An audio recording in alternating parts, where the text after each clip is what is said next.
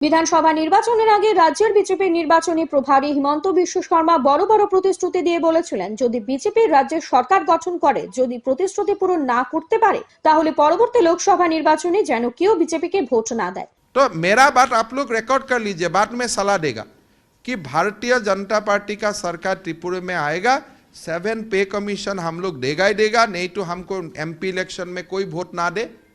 ये 10,363 शिक्षक को हम लोग न्याय देगा, साथ में बाकी युवक को भी नौकरी न्याय दूंगा, और सर्व शिक्षा अभियान RMS का टीचर्स को भी न्याय मिलेगा। और फिक्स में जो लोग है आप लोग रिकॉर्ड कर लीजिए, फिर बाद में सालाना घुमा घुमा के सालाना अगर हम लोग नहीं करेगा तो ऐसा माहौल कर दीजिए कि 19 का इलेक्शन में हम लोग आ ही नहीं पाता हूं यहाँ, ऐसा माहौल कर दीजिए।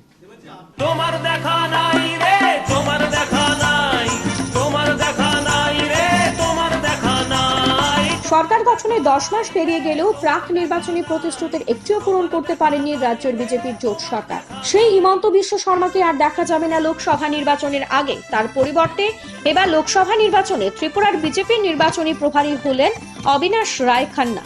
বিধানসভা ভোটে ত্রিপুরার প্রভারী ছিলেন আসামের হিমন্ত বিশ্ব শর্মা। শনিবার ত্রিপুরা সহ দেশের 9 রাজ্যের নির্বাচনী প্রভারী নিযুক্ত করছে দলের পক্ষ থেকে যে প্রেস রিলিজ দেওয়া হয়েছে তাতে বলা হয়েছে, বিজেপির সর্বভারতীয় সভাপতি অমিত শাহ এই 9 রাজ্যের জন্য 10 প্রভারী নিযুক্ত করেছেন। অবিনাশ রায় খান্নাকে ত্রিপুরার পাশাপাশি জম্মু কাশ্মীরের নির্বাচনী প্রভারী হিসেবে দায়িত্ব দেওয়া হয়েছে।